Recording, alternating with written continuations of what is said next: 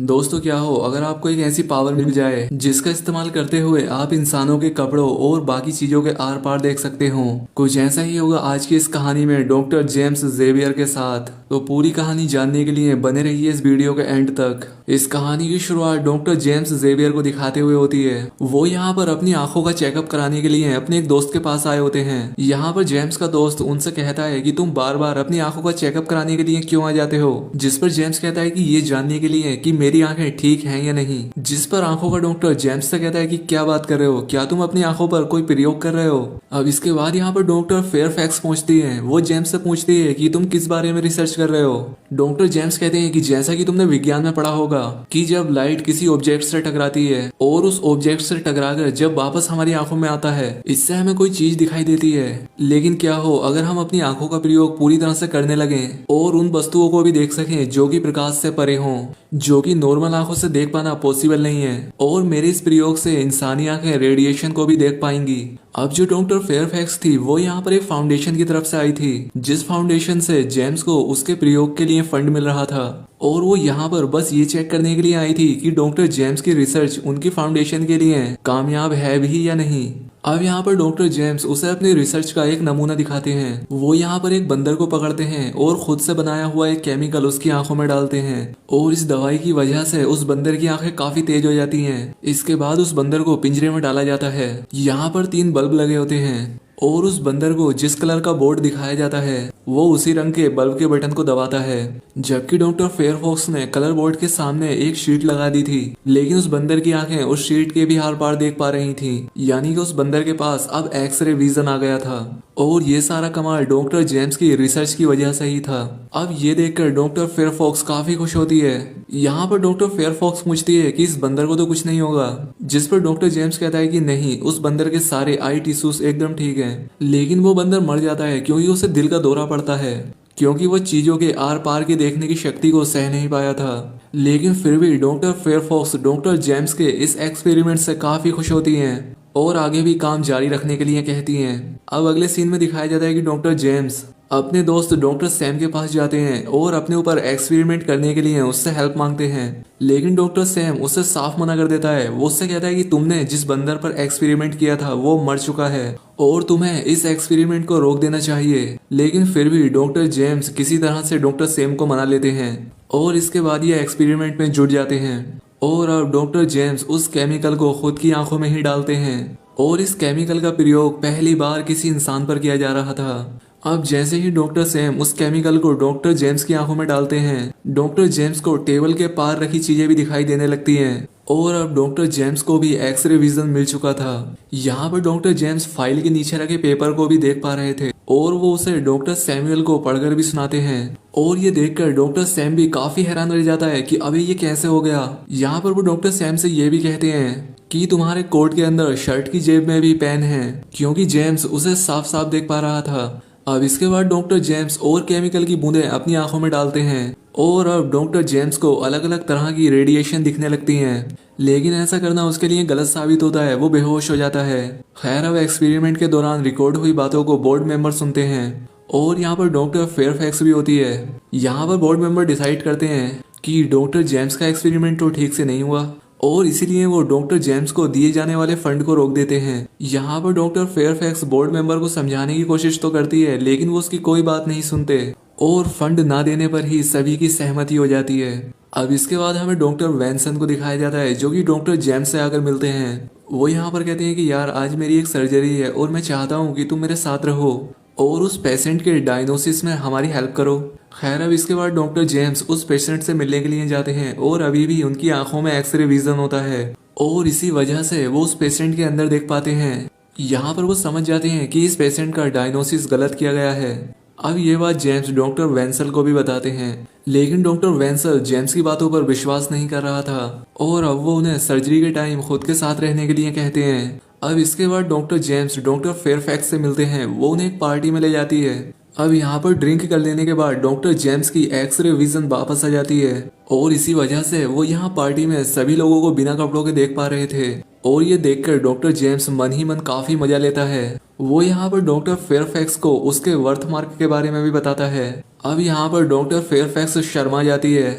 वो समझ जाती है कि डॉक्टर जेम्स उसे उसके कपड़ों के अंदर भी देख पा रहा है। खैर अब इसके बाद शाम हो जाती है और डॉक्टर जेम्स को हॉस्पिटल सर्जरी के लिए जाना था और वो अपनी आंखों में फिर से वही केमिकल लगाकर जाता है।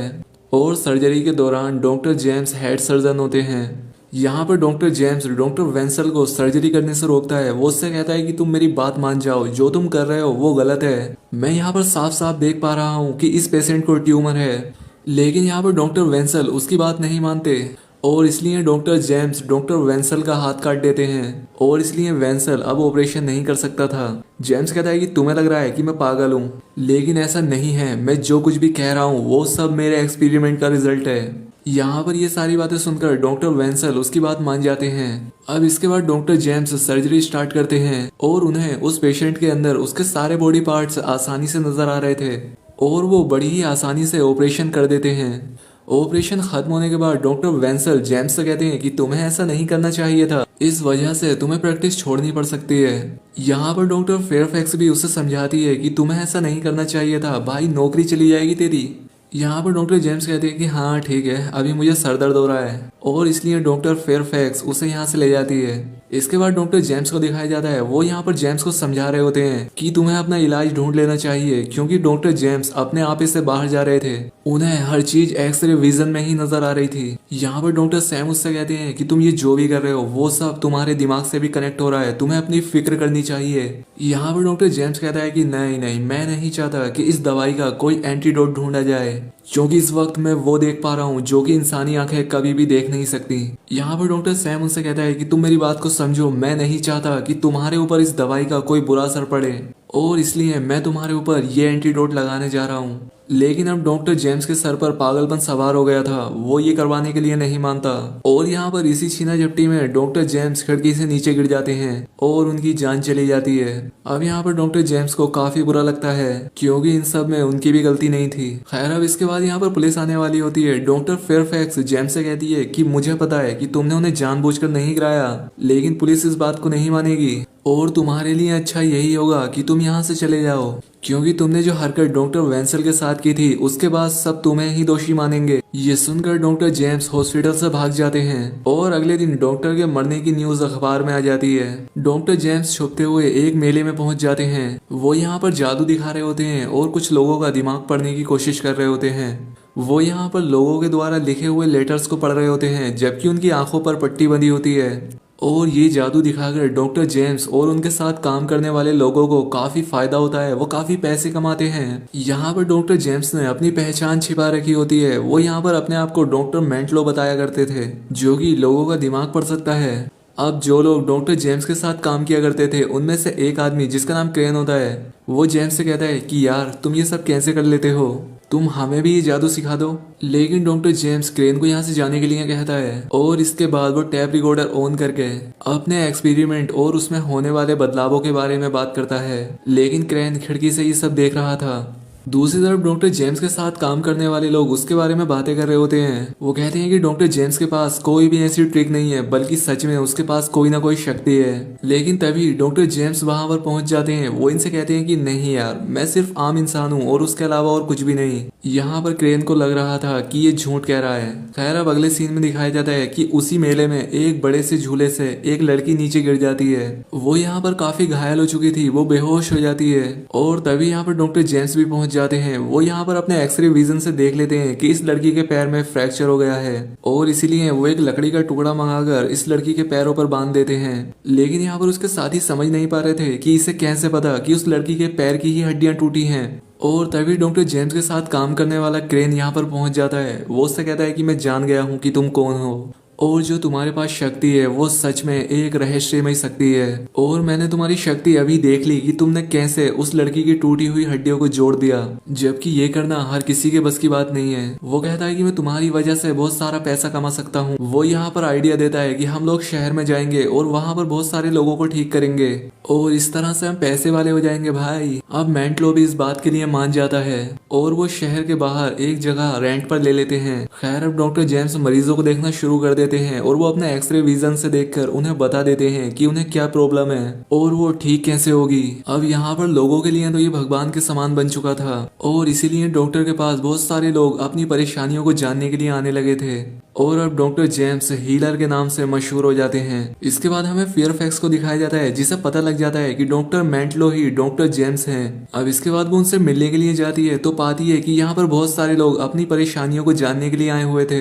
जब फेयरफैक्स डॉक्टर जेम्स से मिलती है तो जेम्स उसे बताता है कि मेरे साथ बहुत बुरी चीजें हो रही हैं, क्योंकि मुझे बहुत सारी चीजें दिखाई दे रही हैं। मैं रात को ठीक से सो भी नहीं पाता, क्योंकि आंख बंद करने के बाद भी मुझे सब कुछ नजर आता है और अब मैं बस ठीक होना चाहता हूँ। डॉक्टर फेयरफैक्स कहती है कि मैं तुम्हारी हेल्प करने के लिए ही यहाँ पर आई हूँ और तुम्हें किसी ऐसी जगह जाना चाहिए जहाँ पर तुम सेफ रह सको। लेकिन ये सारी बातें डॉक्टर मेंटलो का साथी क्रेन सुन लेता है, लेकिन वो यहाँ पर जेम्स से कहता है कि मैं तुम्हें यहाँ से कहीं नहीं जाने दूंगा, मुझे अभी और पैसा कमाना है और अगर तुमने भागने की कोशिश की तो मैं पुलिस को बता दूंगा, क्योंकि मुझे पता चल चुका है कि तुम और कोई नहीं बल्कि डॉक्टर जेम्स जेवियर हो। तुम तो एक खूनी निकले, मैंने तुम्हारे बारे में सुना था। और अब डॉक्टर जेम्स वहां से भाग जाता है और क्रेन पीछे से सभी को बताने लगता है कि ये कोई भी हीलर नहीं है बल्कि हत्या किया हुआ एक किलर है।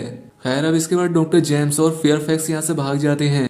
कार में डॉक्टर जेम्स देखते हैं कि उन्हें कुछ भी ठीक से दिखाई नहीं दे रहा था, उन्हें सब कुछ धुंधला दिखाई दे रहा था। डॉक्टर जेम्स यहाँ पर चाहते हैं कि वो अपनी इस पावर को कंट्रोल कर सकें। वो कहते हैं कि मैं जानता हूँ इसके लिए बहुत सारा पैसा लगेगा और ये भी कि इतना सारा पैसा मिल कहाँ सकता है। अब इसके बाद डॉक्टर जेम्स और फेयरफैक्स लास वेगस एक कसिनो में जाते हैं। वो यहाँ पर फिर से अपनी आंखों में वही केमिकल डालते हैं और अपनी इस पावर से जुआ खेलकर बहुत सारे पैसे कमा लेते हैं। अब ये देखकर वहाँ के मैनेजर को डॉक्टर जेम्स पर शक होने लगता है। वो यहाँ पर अपने साथ पुलिस को ले आता है और डॉक्टर जेम्स से पूछता है कि तुम ऐसा क्या कर रहे हो जो तुम इतना सारा पैसा जीत गए हो।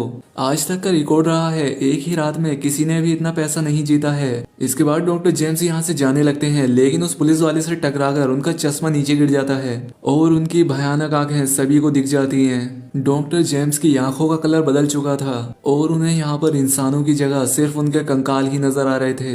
यहाँ पर मैनेजर कहता है कि इसकी आंखों में कुछ तो गड़बड़ है, हमें पुलिस को बुला लेना चाहिए। और इसके बाद डॉक्टर जेम्स अपने जीते हुए पैसों को वहां पर उड़ाकर वहां से भाग जाता है, क्योंकि सभी लोग उन पैसों को उठाने में लग जाते हैं। अब यहाँ पर डॉक्टर जेम्स को कुछ भी ठीक से नजर नहीं आ रहा था और अब पुलिस भी उनका पीछा कर रही होती है और इसी वजह से डॉक्टर जेम्स की कार खाई में गिर जाती है, लेकिन डॉक्टर जेम्स की जान बच जाती है। उन्हें सिर्फ मामूली चोटें ही आती हैं। अब इसके बाद जेम्स चलते चलते एक चर्च में पहुंच जाता है। वहां पर फादर लोगों को स्पीच दे रहे होते हैं। यहाँ पर फादर जेम्स से कहता है कि क्या तुमने कोई पाप किया है, गॉड तुम्हारी रक्षा करेगा। जेम्स कहता है कि गॉड मुझे कैसे बचा सकता है, मैं तुम्हें बताता हूँ मुझे कैसा दिखाई दे रहा है, मुझे अंधेरे के पार भी एक रोशनी दिखाई दे रही है। अब जेम्स पृथ्वी के केंद्र को भी देख पा रहा था। इसके बाद यहाँ पर डॉक्टर फेयरफैक्स और पुलिस भी पहुंच जाती है। यहाँ पर पादरी उससे कहता है कि तुमने पाप और शैतान को देखा है। मैथ्यू ने अपनी बुक में कहा है अगर तुमने उसे अपनी आंखों से देखा है तो उन्हें निकाल फेंको। जेम्स भी ऐसा ही करता है, वो परेशान होकर अपनी आंखें निकाल देता है और इसी के साथ ये मूवी यहाँ पर एंड हो जाती है। तो दोस्तों अगर आपको ऐसी पावर मिल जाए तो आप उसका किस तरह से यूज करेंगे हमें कमेंट करके जरूर बताएं। साथ ही चैनल को सब्सक्राइब और वीडियो को लाइक जरूर करें। तो आज के लिए बस इतना ही, मिलते हैं हमारी नेक्स्ट वीडियो में।